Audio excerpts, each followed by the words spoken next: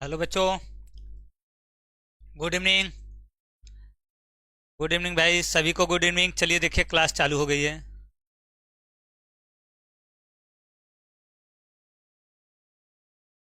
अच्छा, जो प्रश्न कल कराए थे वो आज पेपर में आए थे। बहुत अच्छा भाई, वही पेपर में आया था तो अच्छी बात है। ठीक है, पूरा तैयार करिए भाई, बोर्ड में भी वही आएगा। ठीक है,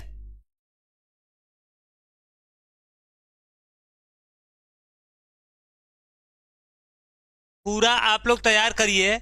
बोर्ड परीक्षा में भी वही आएगा। ठीक है, बोर्ड परीक्षा में भी इसके बाहर नहीं जाने वाला है। चलिए देखिए, आज के जो क्लास है भाई, आज का क्लास बहुत ही जबरदस्त होने वाला है, क्योंकि आज हमारा देखिए 5 नंबर वाले पार्ट 3 करने वाले हैं। और आज हमारा ये जो 5 नंबर वाला प्रश्न है, महत्वपूर्ण प्रश्न, ये कंप्लीट हो जाएगा। पूरा क्या हो जाएगा? कंप्लीट हो जाएगा। 5 नंबर वाले जो महत्वपूर्ण प्रश्न है ये क्या हो जाएंगे? कंप्लीट हो जाएंगे। इसके बाहर फिर कुछ नहीं आएगा भाई। इसको जरूर तैयार कर लीजिएगा। जैसे कल वाला देखिए किसी किसी पेपर में आया था, बोर्ड परीक्षा में इसी में से आएगा। जो भी 5 नंबर के आएंगे जो आपको कराए जा रहे हैं, इसके बाहर से बिल्कुल नहीं आने वाले हैं। इसी में से पूरा क्वेश्चन आने वाला है। तो सभी लोग तैयार हैं भाई? सभी लोग तैयार हैं? तैयार हो तो एक बार फटाफट सभी लोग भाई लाइक और शेयर करिए। और देखिए, क्लास चालू करने से पहले आपको बता दें कि भाई ये जो बैच है देखिए CUET का, और किसका भाई? देखिए हमारा CUET मतलब आपका BSc नर्सिंग के लिए। ठीक है, यकीन बैच, और ये आपका है देखिए लक्ष्य बैच। CUET के लिए लक्ष्य बैच और इसके लिए यकीन बैच। ये देखिए भाई आपका स्टार्ट हो गया। इसमें आपको जिनको भी जुड़ना है जुड़ जाइए। 27 तारीख से इसमें धीरे धीरे क्लास, मतलब मंडे से आपकी क्लासेस भी स्टार्ट हो जाएंगी, क्लासेस चलने लगेंगी। ठीक है, और आप जैसे कि अब 12 पढ़ रहे हैं, साइंस पढ़ रहे हैं, मेहनत कर रहे हैं, तो ऐसा तो है नहीं कि 12 पढ़ के रुक जाएंगे। कुछ लोग का सपना तो होगा या आगे कुछ करने का। जिनको भी आगे करना है आप जानते हैं, अगर आपको नर्सिंग करना है तो नर्सिंग का फॉर्म अप्लाई करके उसको क्वालिफाई करना होगा।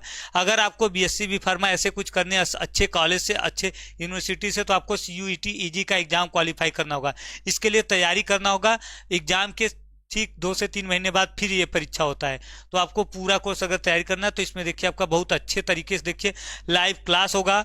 और देखिए क्लास नोट्स का PDF मिलेगा, मॉक टेस्ट होगा, डाउट क्लास होगा, देखिए प्रीवियस ईयर क्वेश्चन। और जो क्लासेस होंगी देखिए पेपर बेस्ड क्लास होगा, मतलब पेपर के अनुसार कैसे पेपर में आता है, किस आधार पे आता है, उस प्रकार से चलाया जाएगा। ठीक है, तो चलिए भाई हम लोग चलते हैं, क्वेश्चन की तरफ चलते हैं। और इसमें आप सभी लोग जिनको जिनको भी ये फॉर्म अप्लाई करना है, जिनको करना है, वो जरूर जुड़े भाई। ठीक है, टाइम नहीं है अब, लेट करेंगे तो फिर क्लासेस चलेंगी तो छूट जाएगा आपका।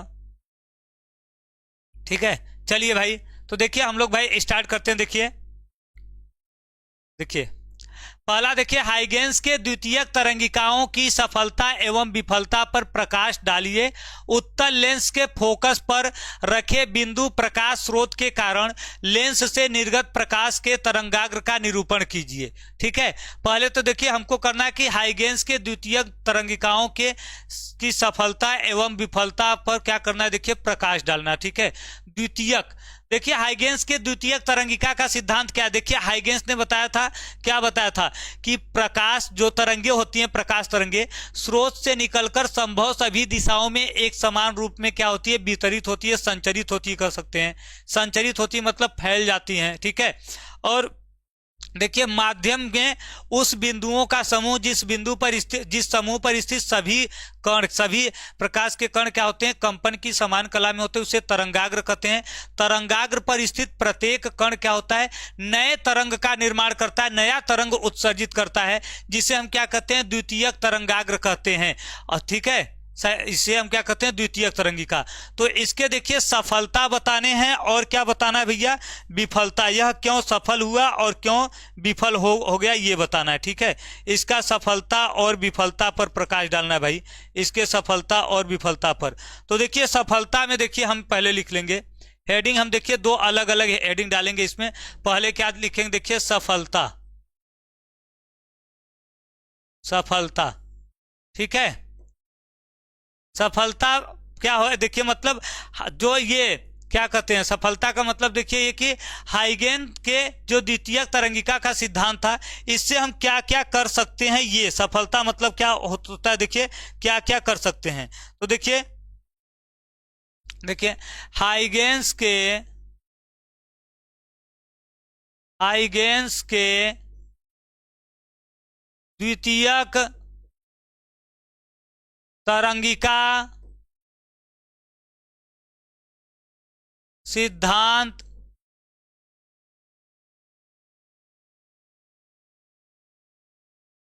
सिद्धांत के आधार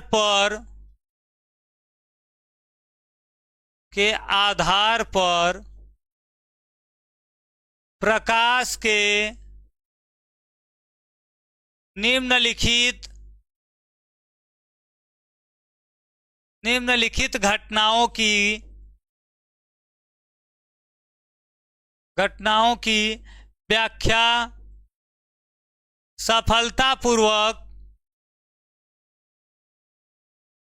सफलतापूर्वक की जा सकती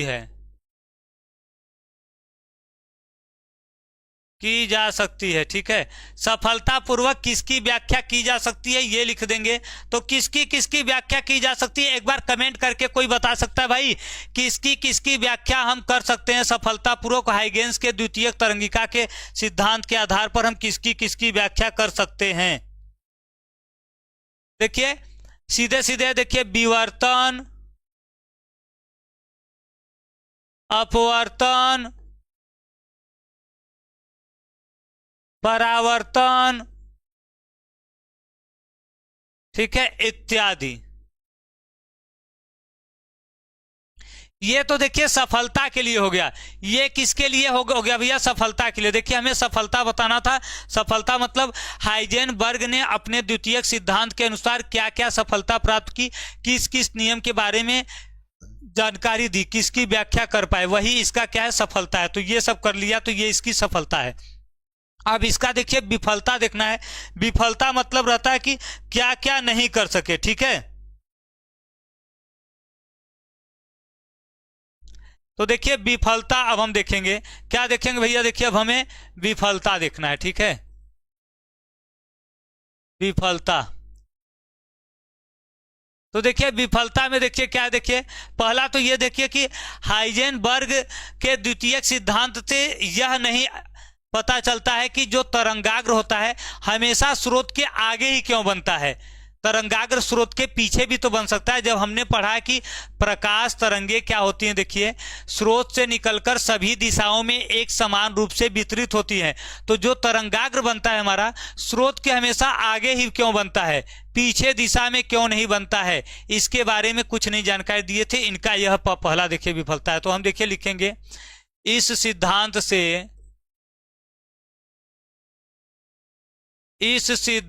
से यह नहीं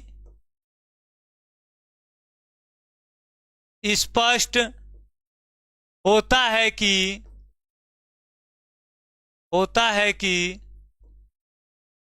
क्यों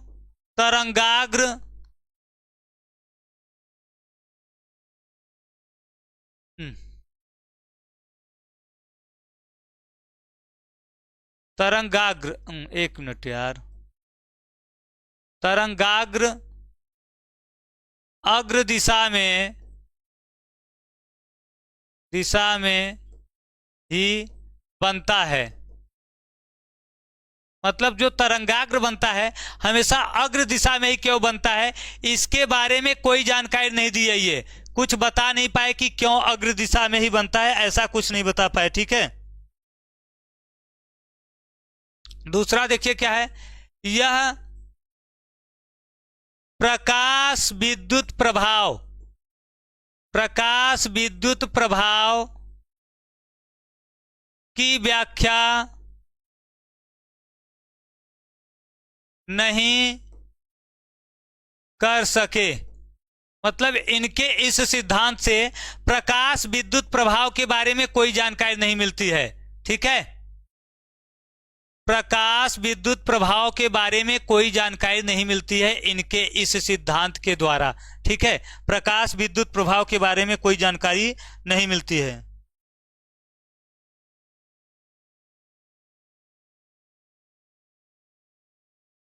चलिए अब देखिए इसी में देखिए एक चीज और पूछा है भाई। क्या पूछा है? देखिए पूछा है, देखिए कि उत्तल लेंस के फोकस पर रखे किसी बिंदु स्रोत के कारण लेंस के से निर्गत प्रकाश के तरंगाग्र का निरूपण। देखिए कह रहा है कि उत्तल लेंस के, ठीक है, देखिए देखिए उत्तल लेंस के क्या कहा है भाई, देखिए उत्तल लेंस के फोकस पर रखे, फोकस पर रखे स्रोत द्वारा निर्गत प्रकाश तरंग का तरंगाग्र, तरंगाग्र, ठीक है। देखिए जो प्रकाश तरंग निकलेगा उसका तरंगाग्र बनाना है, हमें निरूपित करना है बस, ठीक है। तो देखिए पहले तो हम देखिए एक ना उत्तल लेंस बना लेंगे, क्या बना लेंगे, देखिए उत्तल लेंस बना लेंगे। अब ये देखिए ये इसका देखिए क्या है, देखिए भाई फोकस है, क्या है, देखिए फोकस, ठीक है। अब देखिए कह रहा है कि एक स्रोत यहीं पर रखा है, स्रोत यहीं पे रखा है। अब इससे जब देखिए तरंगे निकलेंगी तो तरंगे देखिए क्या होगा, ऐसे देखिए सभी दिशा में फैलेंगी, ऐसे इधर भी जाएंगी, बाहर भी जाएंगी, इधर भी जाएंगी, ठीक है। ऐसे देखिए सभी दिशा में क्या होंगी, देखिए तरंगे निकलेंगी। और देखिए फोकस से चलने वाली प्रकाश किरणें क्या होती हैं, देखिए फोकस से चलने वाली प्रकाश किरणें अपवर्तन के पश्चात क्या होती हैं, मुख्य अक्ष के समांतर हो जाती हैं। अब देखिए जब समांतर प्रकाश किरण चल रही है, प्रकाश किरण समांतर चल रही है, तो जो तरंगाग्र बनेगा, तरंगाग्र देखिए क्या बनेगा, इसी में न बनेगा ऐसे समतल, क्या आ जाएगा, देखिए समतल तरंगाग्र। कैसा तरंगाग्र आ जाएगा भैया, समतल आ जाएगा, क्लियर है। देखिए यही है, देखिए कह रहा है कि उत्तल लेंस है, उत्तल लेंस के फोकस पे एक स्रोत रख दिया गया है, क्या रख दिया गया, स्रोत रख दिया गया है। उत्तल लेंस के फोकस पे स्रोत रखा है, तो देखिए ये प्रकाश किरणें इधर भी जाएंगी, इधर भी जाएंगी, सभी दिशा में। लेकिन कह रहा है कि जो लेंस से निर्गत होने वाली तरंगे हैं, जो तरंगे लेंस से बाहर निकल रही हैं, इनका तरंगाग्र कैसे बनेगा। तो देखिए फोकस से जब प्रकाश किरणें चलेगी तो इससे लेंस से निकलने के बाद सब क्या हो जाएंगी, समांतर हो जाएंगी, समांतर चलेंगी, तो इनको मिलाने पर जो हमें प्राप्त होगा तरंगाग्र वो कैसा होगा, रेखी हो, सही समतल तरंगाग्र होगा। कैसा होगा भैया, समतल तरंगाग्र।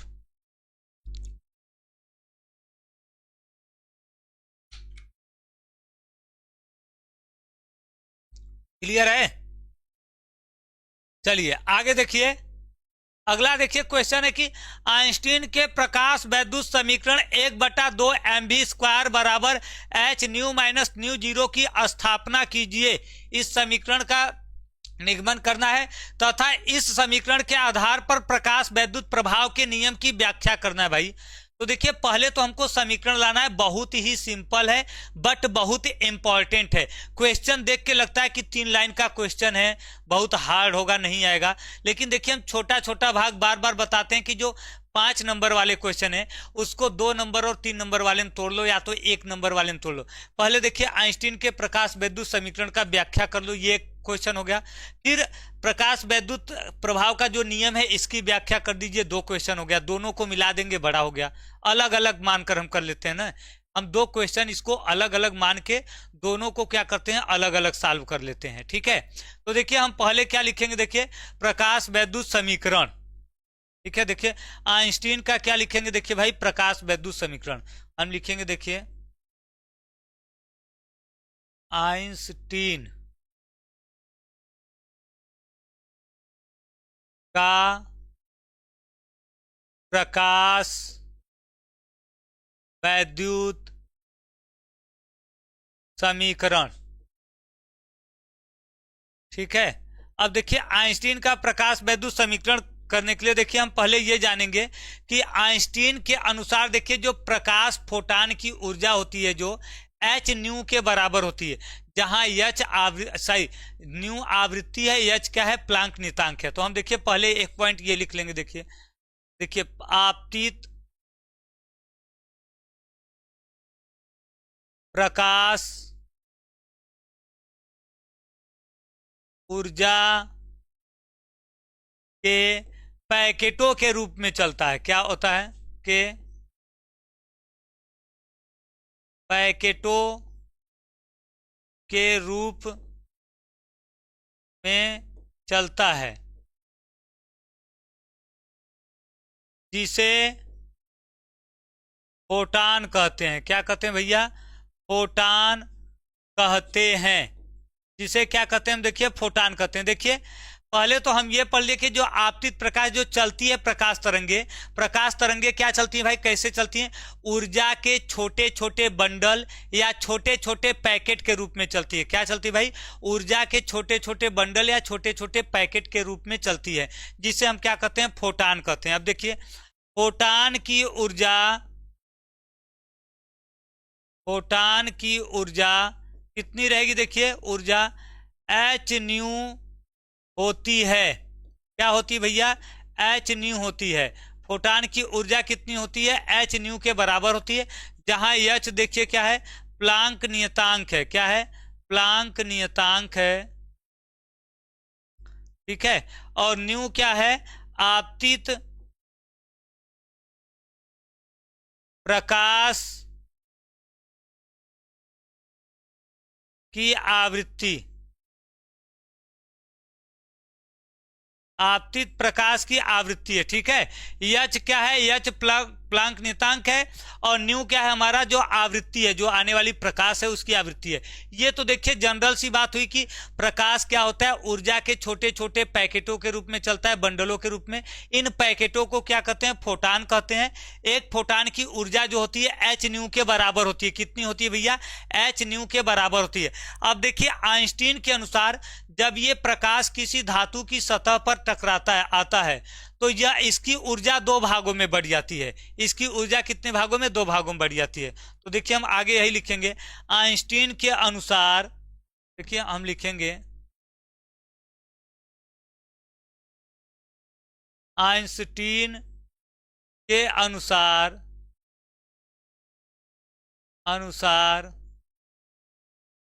जब यह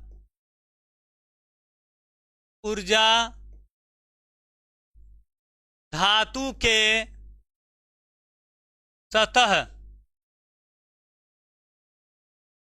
पर आपतित होती है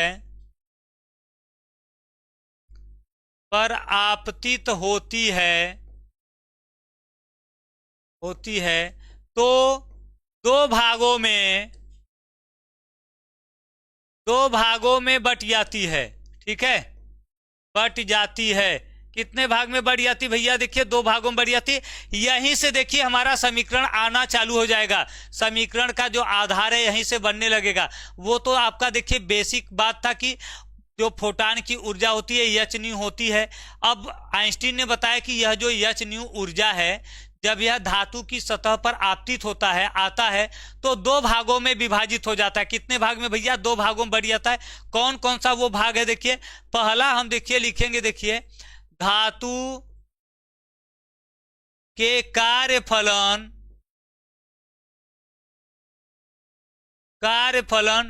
W के रूप में। पहला देखिए क्या है? कार्यफलन W के रूप में। और दूसरा देखिए क्या आ जाएगा? देखिए भाई उत्सर्जित इलेक्ट्रॉन की देखिए क्या कर सकते हैं हम? गतिज ऊर्जा के रूप में। ठीक है। हम देखिए उत्सर्जित इलेक्ट्रॉन की गतिज ऊर्जा E के रूप में। ठीक है। देखिए आइंस्टीन ने बताया कि जो फोटान की ऊर्जा है इन दो भागों में क्या होती है? बढ़ जाती है। तो हम देखिए लिख सकते हैं, क्या लिख सकते हैं? देखिए इस प्रकार देखिए हम क्या लिख सकते हैं? देखिए एच न्यू बराबर हम क्या लिख सकते हैं? देखिए W प्लस ई लिख सकते हैं। W प्लस ई लिख सकते हैं ना। देखिए जो कुल ऊर्जा है देखिए फोटान की ऊर्जा ये कार्यफलन और गतिज ऊर्जा दोनों में विभाजित हो जाती है, बढ़ जाती है, तो दोनों के योग के बराबर होगी। अब देखिए हम लिख सकते हैं एच न्यू बराबर देखिए क्या आ जाएगा? देखिए एच न्यू 0 प्लस ई। ठीक है। चूंकि दिखा देंगे भाई W बराबर देखिए क्या होता है? देखिए एच न्यू 0 होता है। न्यू 0 क्या है? देखिए देहली आवृत्ति है।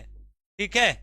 न्यू जीरो क्या है भैया? देहली आवृत्ति है। देहली आवृत्ति हम लोग पढ़े, वह न्यूनतम आवृत्ति जो किसी धातु से इलेक्ट्रॉन निकालने के लिए क्या होती है? सक्षम होती है, जरूरी होती है। वह क्या कहलाती है? प्रकाश की उस आवृत्ति को देहली आवृत्ति कहते हैं। और कार्यफलन जो होता है, कार्यफलन बराबर क्या होता है? एच न्यू जीरो होता है। अब यहां से देखिए हमको मिल जाएगा ई बराबर, देखिए हो जाएगा H new minus H mu zero. तो यहां से देखिए ई बराबर, देखिए क्या आ जाएगा? देखिए H new minus mu zero, ठीक है। या तो देखिए हम इसी को लिख सकते हैं 1/2 एम वी स्क्वायर, ठीक है, बराबर H new minus mu zero.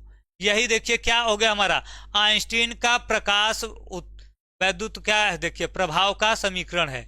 Einstein के प्रकाश वैद्युत प्रभाव के समीकरण उत्सर्जित इलेक्ट्रॉन की गतिज ऊर्जा है। इसको देखिए ऐसे लिख देंगे 1/2 एम वी स्क्वायर, ठीक है, ये आ जाएगा। क्लियर है?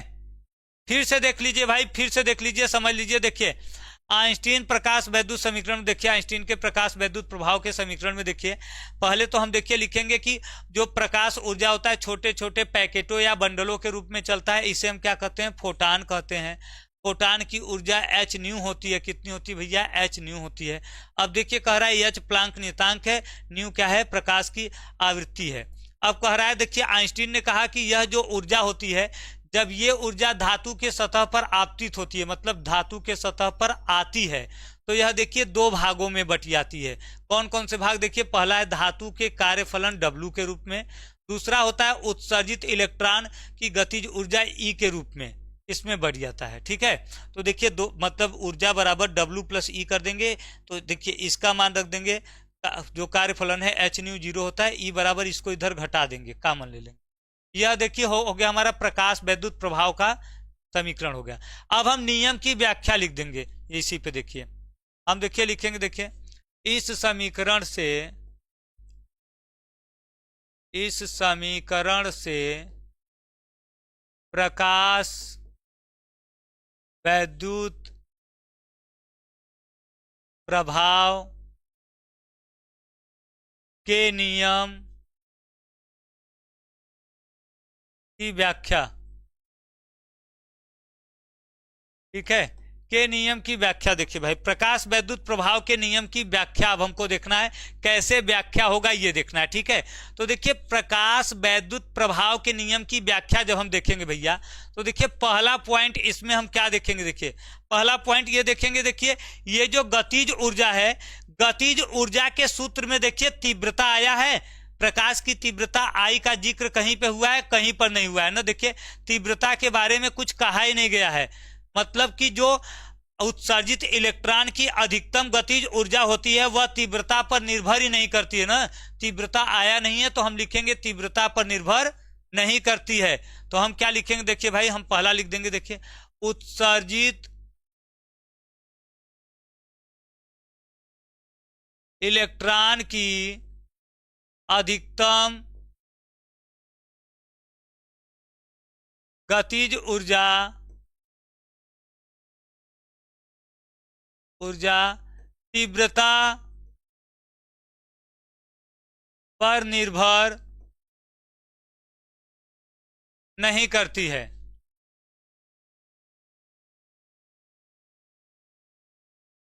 निर्भर नहीं करती है।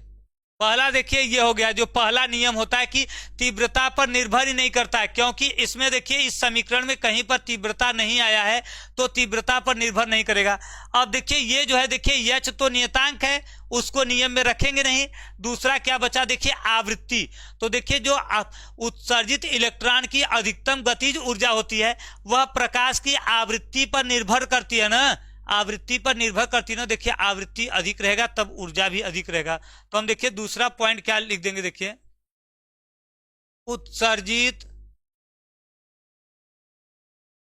इलेक्ट्रॉन की अधिकतम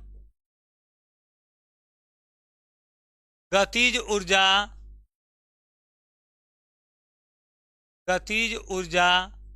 आवृत्ति पर निर्भर करती है। क्या करती भैया? निर्भर करती है। निर्भर करती है, ठीक है। आवृत्ति पर क्या करती है भैया, निर्भर करती है। क्लियर है, यह आवृत्ति पर निर्भर करती है। ये हो गया। आगे देखिए, अब हम क्या देखेंगे, आवृत्ति पर निर्भर करती है। तीसरा देखिए जो नियम है, देखिए इस समीकरण में देखिए कहीं पर समय आया है, इस समीकरण में समय की भी बात नहीं हुई है। मतलब ये जो गतिज ऊर्जा होती है, देखिए ये समय पर निर्भर नहीं करती है। मतलब प्रकाश के आपतित होने में, इलेक्ट्रॉन के निकलने में समय नहीं लगता है, समय की पश्चाता नहीं होती। जैसे ही क्या होता है, प्रकाश धातु पे आपतित होता है, उसके आपतित होते ही बिना समय का गवाए एक भी सेकेंड नहीं लगता है, इलेक्ट्रॉन क्या करते हैं, ऊर्जा को ग्रहण करके बाहर निकल जाते हैं। मतलब एकदम रेडी रहते हैं, नहा धोकर कपड़ा पहनकर एकदम बाल और झाड़ कर अच्छे से रेडी रहते हैं कि बस जैसे ही गाड़ी आनी है बैठ के चल जाना है। जैसे देखते हैं ना कि जो स्कूल वाले बच्चे होते हैं, क्या स्कूल की गाड़ी आती है तो बच्चों के लिए 1 घंटा रुकती नहीं है कि गाड़ी आएगी, उसकी मम्मी कहेंगे कि अभी हमारा बच्चा नहा रहा है, नहा के कपड़ा पहनेगा, कपड़ा पहन के खाना खाएगा, फिर बाहर निकलेगा तब बैठेगा। ऐसा नहीं होता है ना, बच्चे को आने के टाइम तक नहा कर, खाना खिलाकर, तैयार करके बैग एकदम अच्छे से रख के रखते हैं घर वाले कि बस वैन आएगी स्कूल की, बैठाएंगे, निकल जाएगा। ऐसा नहीं कि वैन उसके लिए रुका रहेगा कि आधा घंटा कि हाँ बच्चा अभी बैठ के खाना खा रहा है घर में, खा लेगा तब जाएगा, ऐसा नहीं होता है। तो उसी प्रकार ये होता है, इलेक्ट्रॉन एकदम अच्छे से तैयार होता है, बस जैसे ही प्रकाश ऊर्जा को लेके आता है तुरंत वो क्या करता है, ऊर्जा को लेकर बाहर निकल जाता है, रुकता नहीं है। ठीक है, तुरंत क्या करता है भाई, बाहर निकल जाता है। ठीक है, तो देखिए यही चीज इसमें है। देखिए हम लिखेंगे, देखिए प्रकाश के आने तथा इलेक्ट्रॉन के उत्सर्जित होने में कोई समय पश्चाता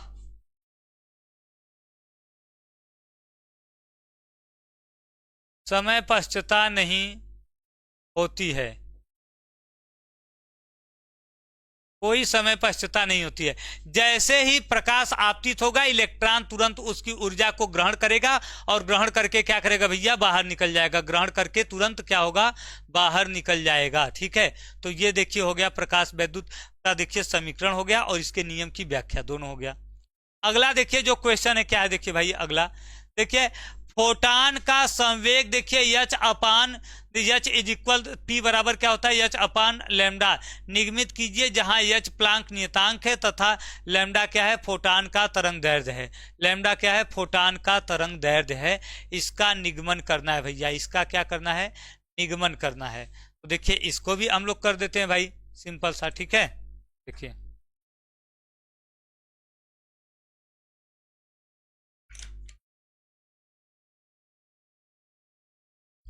देखिए इसमें हम क्या करेंगे, देखिए छोटा सा है बट 5 नंबर का दे दिया है। ठीक है,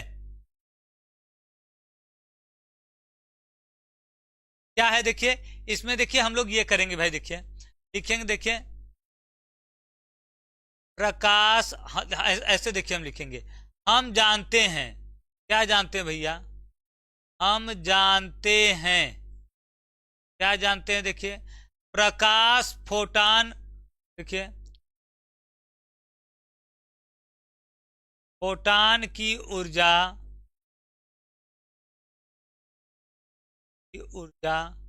ई बराबर देखिए क्या आता है, एच न्यू। ठीक है, क्या होता है देखिए भाई, एच न्यू। ठीक है, या एच सी अपान क्या होता है, देखिए लैम्डा। ठीक है, न्यू इज इक्वल क्या होता है, देखिए सी बाई लैम्डा, जहां सी प्रकाश की चाल है और लैम्डा क्या है, तरंग दैर्ध्य है। इसको हम देखिए समीकरण नंबर 1 बना लेंगे। समीकरण क्या बना लेंगे, 1। ये हम लोग जानते हैं ना कि फोटान की जो ऊर्जा होती है, फोटान की ऊर्जा कितनी होती है, एच न्यू के बराबर। न्यू को आवृत्ति को हम लिख सकते हैं सी बटा लैम्डा लिख सकते हैं। इसको समीकरण 1 बना लेंगे। क्या बना लेंगे भैया, समीकरण नंबर 1 बना लेंगे। ठीक है, क्लियर है, समीकरण नंबर 1 बना लेंगे। ठीक है, अब देखिए इसके बाद हम क्या करेंगे भाई, देखिए इसके बाद देखिए हम ये करेंगे कि देखिए देखिए तथा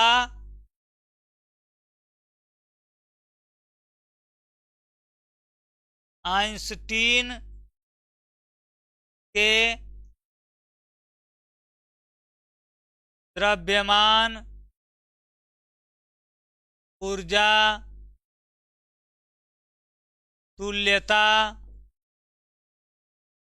नियम से। देखिए भैया, अगर हम आइंस्टीन के द्रव्यमान ऊर्जा तुल्यता नियम की बात करें तो आइंस्टीन का देखिए जो द्रव्यमान ऊर्जा तुल्यता नियम है, इसमें देखिए क्या है, ई बराबर क्या है, देखिए mc² है। समीकरण नंबर 2 कर सकते हैं। ये देखिए आइंस्टीन के प्रकाश सही आइंस्टीन के द्रव्यमान ऊर्जा तुल्यता नियम के अनुसार है। और ये जो है देखिए ये क्या है, प्रकाश विद्युत प्रभाव में फोटान की ऊर्जा है। दोनों ऊर्जा है तो हम देखिए दोनों को बराबर कर सकते हैं। क्या लिखेंगे, देखिए समीकरण 1 व 2 से हम देखिए क्या कर सकते हैं भाई, देखिए mc² इज इक्वल hc/λ कर सकते हैं। एक सी से कट जाएगा तो देखिए हम लिखेंगे, देखिए कण के लिए c बराबर क्या हो जाता है, देखिए c बराबर v होता है। तो हम देखिए लिखेंगे mv इज इक्वल h/λ, या देखिए p बराबर क्या हो जाएगा, h/λ। यही लेकर आना था हमको, हम दिखा देंगे चूंकि mv इज इक्वल p संवेग। ठीक है, यही हमको क्या करना था भैया, लेकर के आना था, यही लेकर आना था। क्लियर है? कोई डाउट इसमें, कोई कंफ्यूजन किसी को कोई कंफ्यूजन भैया इसमें?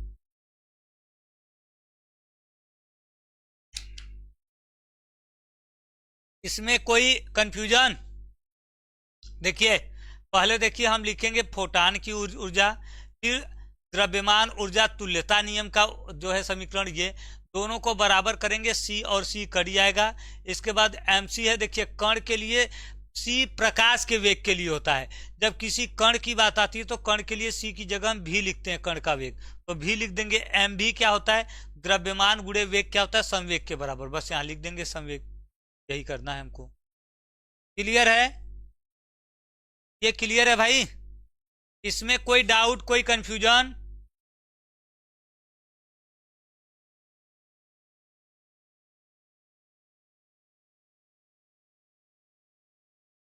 स्मॉल लिख देंगे भाई, स्मॉल लिख देंगे, ठीक है, स्मॉल। आगे चलिए देखिए, अल्फा कणों के प्रकीर्णन प्रयोग के आधार पर रदरफोर्ड के परमाणु मॉडल लिखिए, इस मॉडल की कमियां बताइए। देखिए अल्फा कण प्रकीर्णन प्रयोग के आधार पर रदरफोर्ड के परमाणु मॉडल लिखने हैं, ठीक है, और इस मॉडल की क्या करना है, देखिए कमियां बताना है भाई, कमियां क्या बताना है, देखिए कमियां बताना है। ठीक है, तो देखिए हम लिखेंगे, देखिए भाई क्या, देखिए हम लिखेंगे, देखिए रदरफोर्ड ने, हम पहले देखिए लिख लेंगे रदरफोर्ड का अल्फा कण प्रकीर्णन, पहले तो देखिए हम यही लिख लेंगे भाई, अल्फा कण प्रकीर्णन। इसके लिए देखिए हम क्या करेंगे, देखिए यहां पर देखिए हम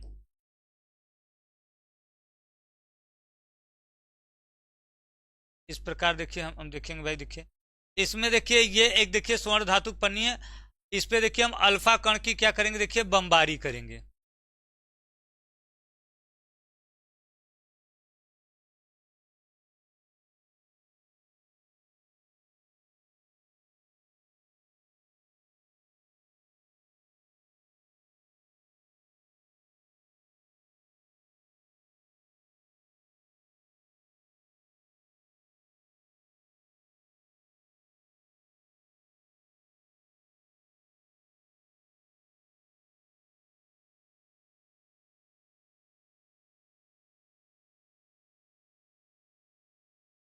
चलिए देखिए भाई, ये देखिए इनका अल्फा कण प्रकीर्णन का प्रयोग था रदरफोर्ड।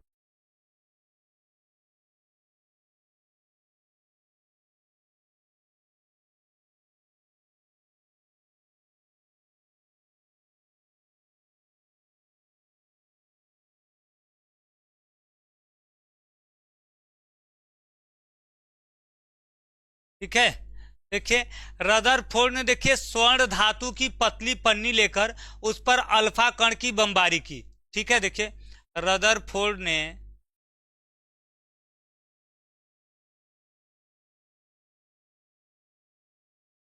रदरफोर्ड ने स्वर्ण धातु की पतली पन्नी लेकर उस पर अल्फा कण की बमबारी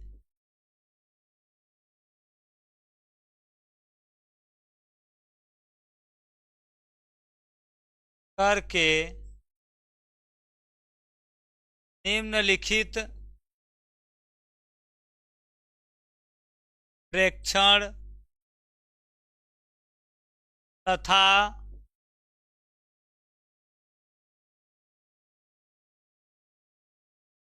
निष्कर्ष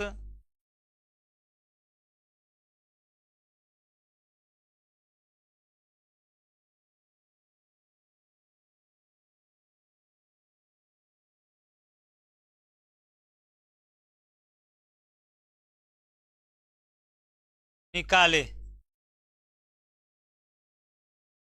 ठीक है, रदरफोर्ड ने देखिए अल्फा कण पर देखिए सही स्वर्ण धातु की पतली पन्नी ले लिया और इस पन्नी पर ढेर सारे अल्फा कण गिरा करके उन्होंने प्रेक्षण का मतलब होता है क्या क्या देखा उसमें, निष्कर्ष मतलब होता है कि क्या रिजल्ट उसका। ठीक है, प्रेक्षण मतलब एक्सपेरिमेंट का देखिए मतलब उसमें प्रेक्षण क्या क्या उन्होंने देखा उसमें। पहला देखिए क्या देखा कि अधिकांश अल्फा कण सीधे निकल जाते हैं बिना विचलित हुए। तो इससे उन्होंने बताया कि परमाणु का अधिकांश भाग क्या होता है, खोखला होता है। तो पहला देखिए पॉइंट उनका हम क्या लिखेंगे, देखिए हम लिखेंगे देखिए अधिकांश अल्फा कण अधिकांश अल्फा कण सीधे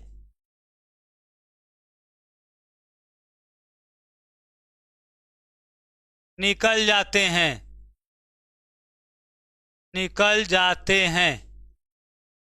अर्थात परमाणु का अधिकांश भाग खोखला होता है। परमाणु का अधिकांश भाग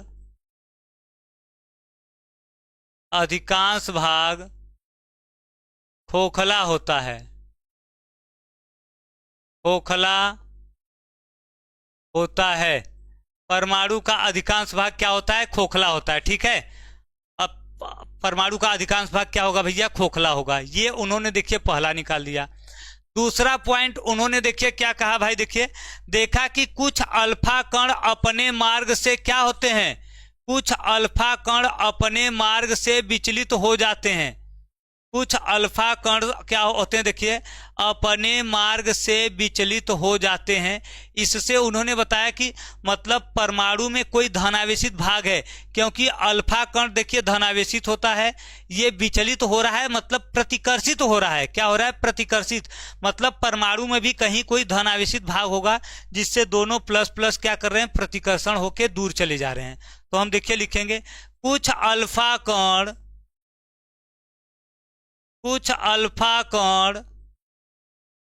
अपने मार्ग से विचलित हो जाते हैं अर्थात परमाणु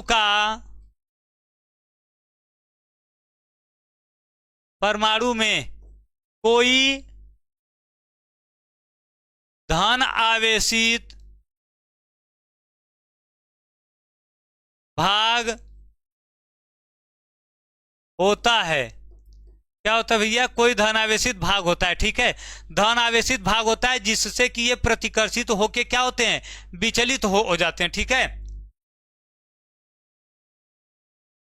अब देखिए तीसरा पॉइंट उन्होंने क्या देखा कि बहुत कम अल्फा कण, लगभग में 10,000 में से 1 या 2 अल्फा कण उसी मार्ग पर वापस आ जाता है।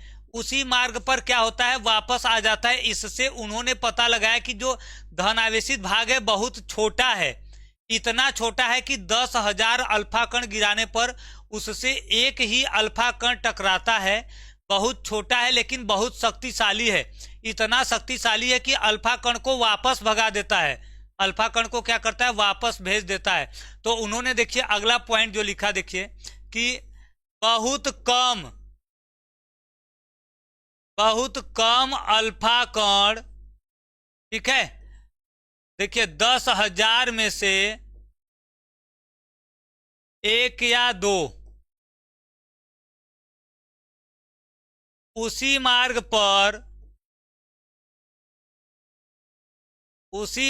पर वापस आ जाते हैं, वापस आ जाते हैं, ठीक है। अर्थात धन आवेशित भाग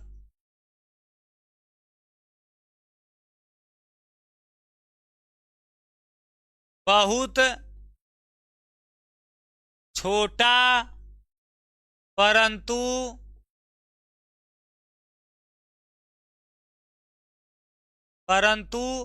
शक्तिशाली है, ठीक है।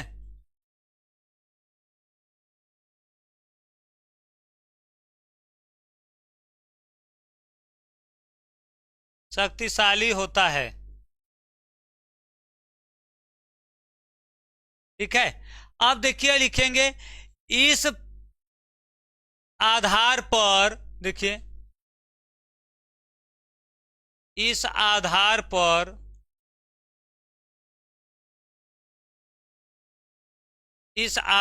पर रदरफोर्ड ने अपना परमाणु मॉडल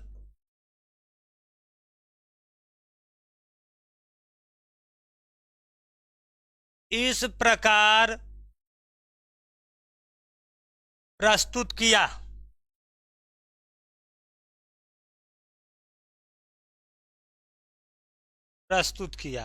ठीक है। ये जो पॉइंट्स हैं कि परमाणु का अधिकांश भाग खोखला होता है, परमाणु में धन आवेशित भाग होता है बहुत छोटा लेकिन शक्तिशाली होता है, इन सबको मिला के रदरफोर्ड ने अपना एक परमाणु मॉडल प्रस्तुत किया, जिसके अनुसार देखिए परमाणु एक खोखले गोले के समान होता है, जिसकी त्रिज्या कितनी होती है, 10⁻10 मीटर के लगभग होती है, 10⁸ से 10⁻10 मीटर के लगभग होती है। तो हम देखिए लिखेंगे परमाणु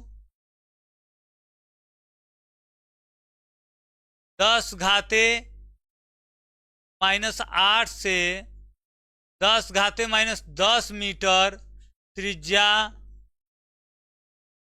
के खोखले गोले के समान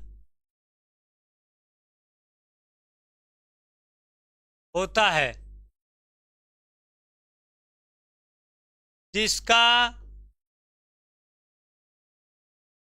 समस्त द्रव्यमान तथा धन आवेश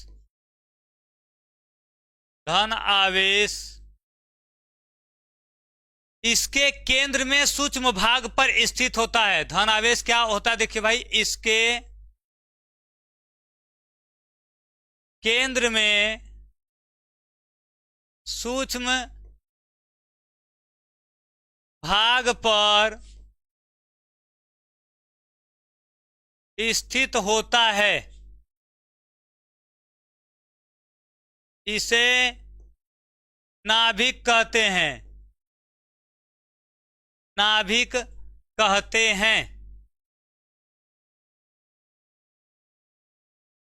ठीक है।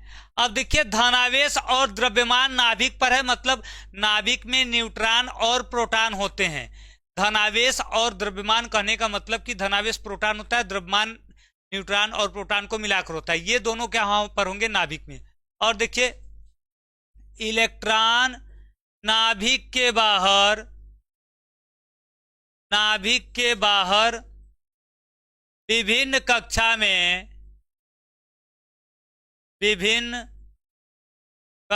में चक्कर लगाता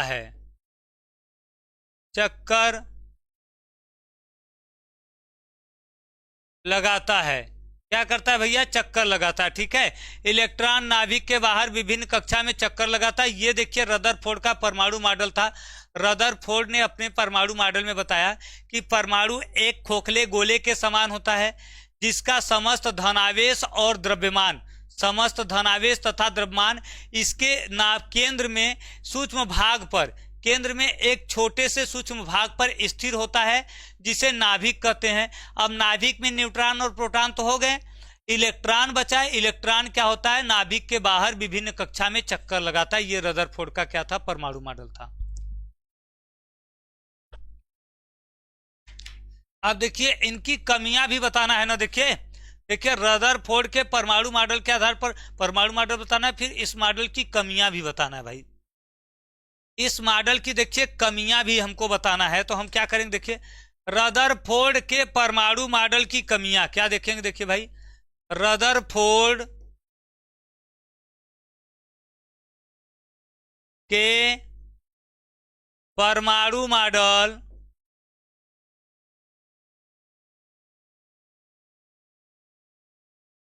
मॉडल की कमियां, ठीक है, क्या क्या इसमें दोष हैं, ठीक है। पहला तो यही है, देखिए जो कमियां है, दोष है, पहला पॉइंट तो यही है कि रदरफोर्ड का परमाणु मॉडल परमाणु के अस्थायित्व की व्याख्या नहीं कर सका। क्यों नहीं कर सका, देखिए मैक्स प्लांक का, देखिए जो मैक्स प्लांक है, ठीक है, क्रिकेटर मैक्स प्लांक में मत पहुंच जाना। मैक्स प्लांक एक साइंटिस्ट थे, ठीक है। इनके देखिए विद्युत चुंबकीय तरंग सिद्धांत के अनुसार यदि कोई आवेशित कण है जिस पर चाहे धन आवेश हो चाहे ऋण आवेश हो, कोई भी हो, ये कण यदि वृत्ताकार कक्षा में चक्कर लगाता है तो इसकी ऊर्जा लगातार क्या होती है, घटती रहती है। इसकी ऊर्जा क्या होती है भैया, निरंतर घटती रहती है।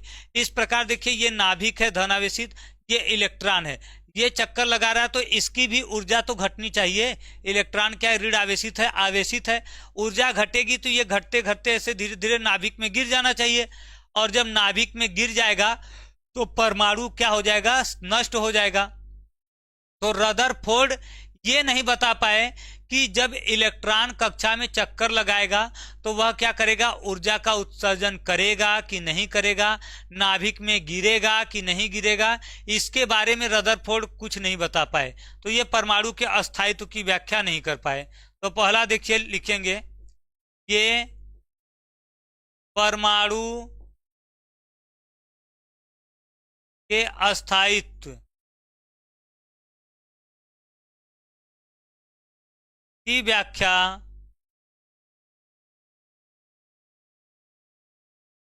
नहीं कर सके, ठीक है, परमाणु के अस्थायित्व की व्याख्या नहीं कर सके। दूसरा पॉइंट देखिए क्या होगा भाई, देखिए रदरफोर्ड ने देखिए ये तो बता दिया कि नाभिक के बाहर इलेक्ट्रॉन क्या करेंगे, विभिन्न कक्षा में चक्कर लगाएंगे।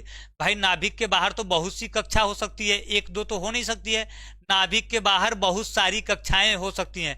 तो किस कक्षा में इलेक्ट्रॉन चक्कर लगाएगा, किस में नहीं लगाएगा, इसके बारे में वो कोई जानकारी नहीं दिए, ठीक है। तो देखिए और देखिए ये परमाणु के उत्सर्जन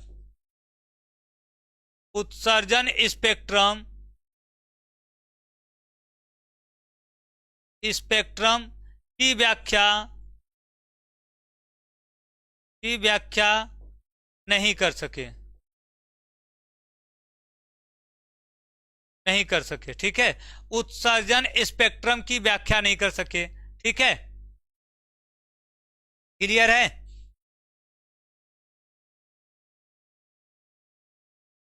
क्लियर है भाई। चलिए तो ये देखिए आ गया हमारा, क्या हो गया, रदरफोर्ड का परमाणु मॉडल। अगला क्या देखिए, बोर के परमाणु मॉडल की परिकल्पनाएं लिखिए। हाइड्रोजन परमाणु की नवीं कक्षा एवं पहली बोर कक्षा की त्रिज्या में क्या संबंध है। नवीं कक्षा और पहली बोर कक्षा की त्रिज्या में क्या संबंध है, ये आप लोगों को देखिए भाई बताया गया है। आप लोग इसको देख लेंगे, इसको आप लोग खुद से करेंगे, ठीक है। बोर के देखिए परमाणु मॉडल की जो परिकल्पनाएं हैं कई बार कराया गया, फिर से देखिए समझ लेते हैं। इनके अनुसार देखिए पहला वही है कि इलेक्ट्रॉन नाभिक के बाहर केवल उन्हीं कक्षा में चक्कर लगाएगा जिसमें कोणीय संवेग h/2 पाई का देखिए क्या रहेगा, पूर्ण गुणज होगा। क्या होगा भैया, गुणज होगा, ठीक है। पूर्ण गुणज रहेगा, केवल उसी में चक्कर लगाएगा। फिर देखिए इसके बाद इन्होंने दूसरा क्या बताया था कि इन कक्षाओं को हम क्या कहते हैं, ऊर्जा स्तर कहते हैं। जब तक इलेक्ट्रॉन एक ऊर्जा स्तर में चक्कर लगाता रहेगा तब तक न तो ऊर्जा का उत्सर्जन करेगा और न ही अवशोषण करेगा, इसलिए इसका स्थायित्व तो बना रहेगा। जब इलेक्ट्रॉन एक ऊर्जा स्तर से दूसरे ऊर्जा स्तर में जाता है तो दोनों के ऊर्जा के अंतर के बराबर ऊर्जा अवशोषित या उत्सर्जित करता है। तो ये सब आप लोग लिख लेंगे भाई, ये आप लोग कर लेंगे। आगे देखिए क्या है, पीएन संधि डायोड के अर्ध तरंग दिष्टकारी के रूप में कैसे प्रयुक्त किया जाता है, सरल परिपथ बनाकर इसकी कार्यविधि समझाइए। देखिए हम परिपथ बना करके समझा रहे हैं, कार्यविधि आप लोग लिख लेंगे। परिपथ देखिए क्या है भाई इसका, देखिए सरल परिपथ देखिए। देखिए पीएन संधि डायोड का देखिए अर्ध तरंग दिखाना है, अर्ध तरंग। देखिए हम ऐसे देखिए बनाएंगे भाई, देखिए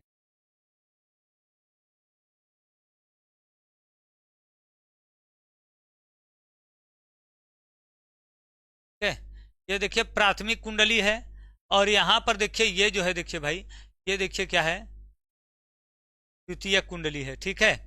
अब देखिए इसके एक सिरे पर देखिए क्या करेंगे हम, देखिए एक पीएन संधि डायोड लगा देंगे, ठीक है, डी बोलते हैं। अब देखिए इसको देखिए हम लाएंगे इससे,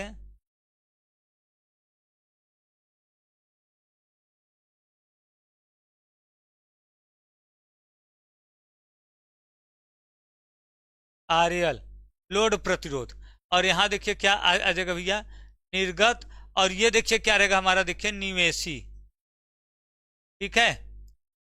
निवेशी में देखिए ऐसे रहेगा। तो देखिए हम लिखेंगे जब प्रत्यावर्ती धारा परिपथ के देखिए द्वितीय कुंडली में, दूसरी कुंडली, ये प्राथमिक है और ये सेकेंडरी है। जब देखिए द्वितीय कुंडली में मतलब दूसरी कुंडली में एक पीएन संधि डायोड जोड़ते हैं, क्या जोड़ते हैं भैया,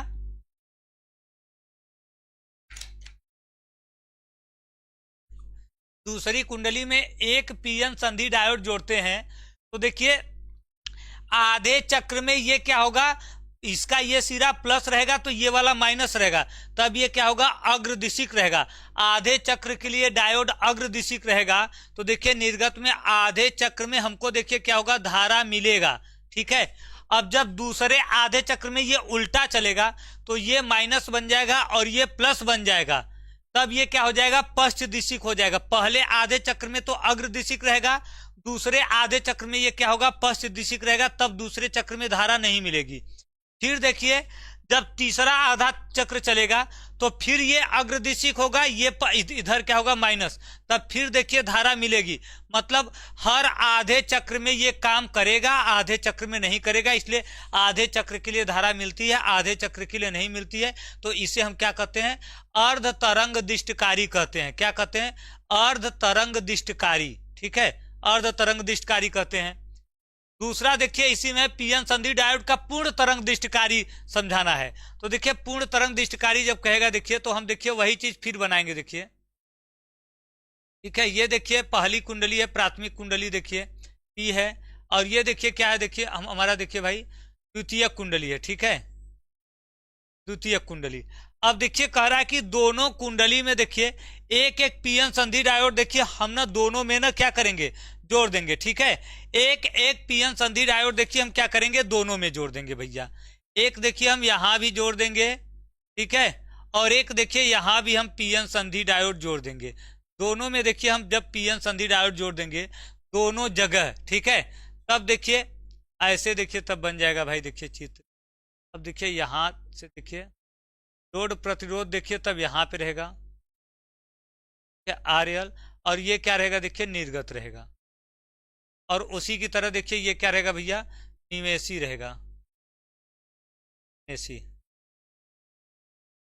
तो देखिए हाँ, अब हम निर्गत में देखेंगे, क्या देखेंगे भाई देखिए, लिखेंगे पहले आधे चक्र में देखिए ये प्लस रहेगा तो ये माइनस रहेगा, तब ये जो D1 रहेगा देखिए D1 और D2, तो पहले आधे चक्र में देखिए D1 प्लस रहेगा, D2 वाला माइनस, मतलब ये अग्रदिशिक रहेगा और ये पश्च दिशिक रहेगा, ये अग्र दिशिक में रहेगा, ये पश्च दिशिक रहेगा। तब देखिए इसमें हमें क्या होगा, धारा मिलेगा, इसमें नहीं मिलेगा। तो आधे चक्र में देखिए D1 के कारण धारा मिलेगी, आधे चक्र में D1 के कारण। फिर देखिए दूसरे आधे चक्र में उल्टा हो जाएगा, ये पश्च दिशिक हो जाएगा तो ये धारा नहीं प्रवाहित करेगा, लेकिन ये D2 क्या हो जाएगा, अग्र दिशिक हो जाएगा ना, क्योंकि धारा की दिशा अब यहां माइनस आ जाएगा, यहां प्लस आ जाएगा, तो ये अग्र दिशिक बन जाएगा और ये पश्च दिशिक आ जाएगा, तब ये धारा प्रवाहित करेगा, D2 करेगा। फिर देखिए दूसरे आधे चक्र में फिर ये करेगा, फिर ये नहीं करेगा, तो फिर देखिए ऐसे, मतलब आधे चक्र में D1 धारा प्रवाहित करेगा, आधे चक्र में D2, मिलाकर क्या हो जाएगा, पूरा चक्र हो जाएगा भाई, मिलाकर क्या हो जाएगा, पूरे चक्र में धारा प्रवाहित होगी। तो इसे हम क्या कहते हैं, पूर्ण तरंग दिष्टकारी कहते हैं। क्या कहते हैं, पूर्ण तरंग दिष्टकारी। ठीक है, गेम ज्ञान भाई, यहाँ आपको मतलब क्विज नहीं खेल रहे हैं सर जी, टफ क्वेश्चन बताइए भाई, टफ क्वेश्चन नहीं है। इस चैप्टर में अर्ध, जो आपका अर्ध चालक है उसमें डायोड है, संधि है, यही बस पढ़ना है ना। अब टफ क्वेश्चन बताइए सर जी, अरे यार मतलब जो एग्जाम में आना है वो पढ़ना है कि टफ पढ़ोगे, गजब का बात करते हो मतलब। आओ, क्या मतलब पढ़ते हो भाई आप, समझ में नहीं आ रहा है। देखिए आगे देखिए, हाइड्रोजन परमाणु के लिए ऊर्जा स्तर आरेख बनाइए तथा लाइमन श्रेणी और बामर श्रेणी के संगत दिखाइए। ये भी देखिए आपको प्रयास बैच में भी करवाए हैं, तो आप लोग देख लेंगे कैसे है। देखिए ये जो लाइन खींच के करते हैं, ठीक है, आप लोगों को बताए थे ना। देखिए